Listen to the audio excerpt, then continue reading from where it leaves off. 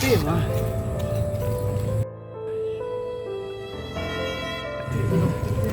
Ada dompet deh.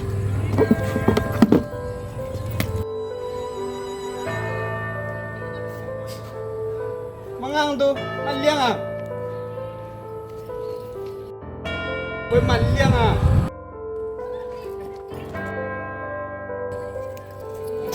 Woi maliang ah.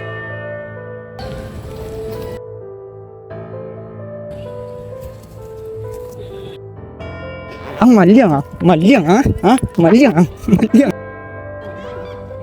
Woi, bangang, woi. Maliang ah.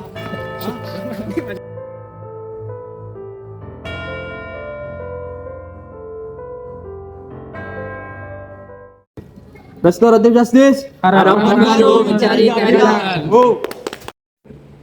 Assalamualaikum warahmatullahi wabarakatuh. Selamat sore pemirsa semuanya, sahabat hukum pidana channel yang berbahagia. Pertama-tama, marilah kita panjatkan puji syukur atas kehadiran Allah Subhanahu wa Ta'ala dan terus memberikan rahmat, kesehatan, dan keselamatan kepada kita semuanya. Adapun topik yang akan dibahas dalam acara podcast hari ini adalah restoratif justice dalam tindak pidana pencurian.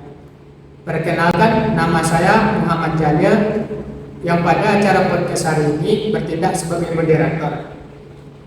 Di depan kita sudah ada narasumber yang hadir, yaitu seorang mahasiswa hukum pidana Fakultas Hukum Universitas Unhata yang bernama Heru Respindatama. Sekarang ini pemerintah sedang gencar-gencarnya membuat kebijakan kriminal yang efektif dan efisien dalam upaya penanggulangan tindak pidana. Salah satu programnya yaitu restoratif justice. Nah, pada acara podcast ini akan kita kupas restoratif justice secara mendalam. Saya akan memberikan pertanyaan kepada narasumber. Kemudian narasumber akan menjelaskan restoratif justice secara rinci kepada kita semuanya. Jadi pertanyaan pertama ini kita ingin mengetahui apa itu restoratif justice. Jadi saya minta kepada narasumber untuk dapat menjelaskan apa yang dimaksud dengan restoratif justice. Oke, dengan saya jawab. Restoratif justice sendiri adalah bagaimana mengembalikan kondisi pada keadaan semula, di mana diadakan pertemuan antara korban dengan pelaku serta pihak penyidik dan masyarakat. Nah, untuk restoratif justice ini sendiri diatur dalam Peraturan Kepolisian Nomor 8 Tahun 2021 dan Peraturan Jaksa Nomor 15 Tahun 2020. Nah, dari penjelasan narasumber tadi bisa dapat kita tangkap bahwa restoratif justice itu ialah penyelesaian suatu perkara pidana di luar pengadilan. Setelah mengetahui apa yang dimaksud dengan restoratif justice itu, kita juga penasaran nih, apa syarat-syarat restoratif justice itu?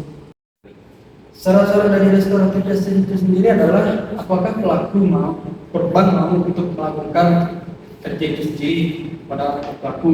Kedua, biayanya tidak melebihi, materialnya tidak melebihi dari 2.500.000 dan untuk hukuman penjara yang tidak maksimal dari 5 tahun serta tidak ada pengulangan pidana atau residiv. Nah, perlu digarisbawahi untuk pelaku dari narkotika ataupun dari korban itu hanya sekali pakai barang yang ditemukan oleh pihak penyidik dan itu baru pertama dilakukan. Itu untuk narkotika. Dan beberapa kasus yang bisa diselesaikan dengan RJ adalah seperti pencurian, penganiayaan. Nah, saudara Heri, tadi kan saudara sudah menjelaskan itu apa itu restoratif justice, kemudian syarat-syarat restoratif justice itu.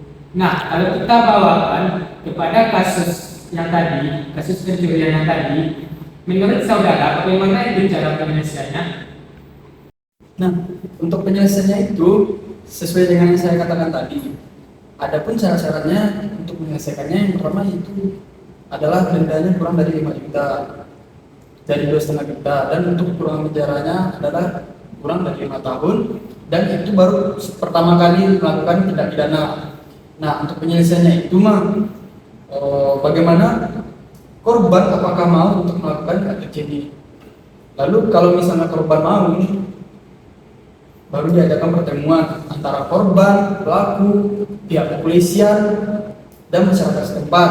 Untuk perundingannya adalah di sana penyidik dan masyarakat setempat akan menanyakan kepada pelaku, kenapa pelaku melakukan kejahatan tindak pidana, apa penyebabnya melakukan tindak pidana tersebut. Lalu kepada korban, pihak penyidik menanyakan apakah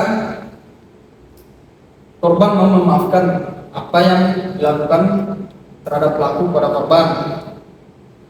Terus kalau sudah mencapai kesepakatan antara pelaku dan korban untuk memaafkan, maka akan diadakan bagaimana rincian di atas kertas dan materai bertanda tangan.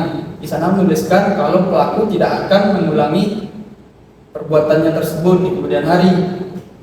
Sudah itu diadakan salam-salaman kasus pencurian ini, lalu dicabut pihak penyidik kalau misalnya ada buat laporan oleh pihak korban. Nah, itu menurut saya kalau untuk penyelesaian sejarahnya. Nah, pemirsa, narasumber telah menjelaskan secara rinci kepada kita mengenai restoratif justice. Misalnya melalui adegan pencurian tadi, di mana penyelesaiannya terlebih dahulu harus diperhatikan terpenuhi atau tidak terpenuhinya syarat-syarat restoratif justice, di mana syarat-syaratnya tersebut ialah persetujuan korban, tingkat kerugiannya di bawah 2,5 juta, ancaman hukum maksimalnya di bawah 5 tahun, dan bukan merupakan pengundangan dari suatu tindak pidana. Dan apabila syarat-syarat tersebut telah dipenuhi, maka akan diadakan suatu perundingan, di mana perundingan tersebut akan dihadiri oleh tokoh masyarakat setempat atau kerapatan adat negari, ada pihak korban, ada pihak pelaku. Maka akan diupayakan suatu perdamaian. Nah, apabila tidak tercapai suatu perdamaian, maka proses hukum terhadap tindak pidana pencurian tersebut akan naik ke tingkat penyidikan, sehingga pelaku akan diproses secara hukum dan akan mendapatkan suatu vonis pidana dari pengadilan. Nah, pemirsa, dengan berakhirnya diskusi tadi, maka berakhir pula acara podcast kita hari ini. Dan saya mengucapkan terima kasih banyak kepada Bapak narasumber yang telah meluangkan waktunya untuk acara ini. Nah, pemirsa, saya sebagai moderator undur diri dan mengucapkan Assalamualaikum warahmatullahi wabarakatuh.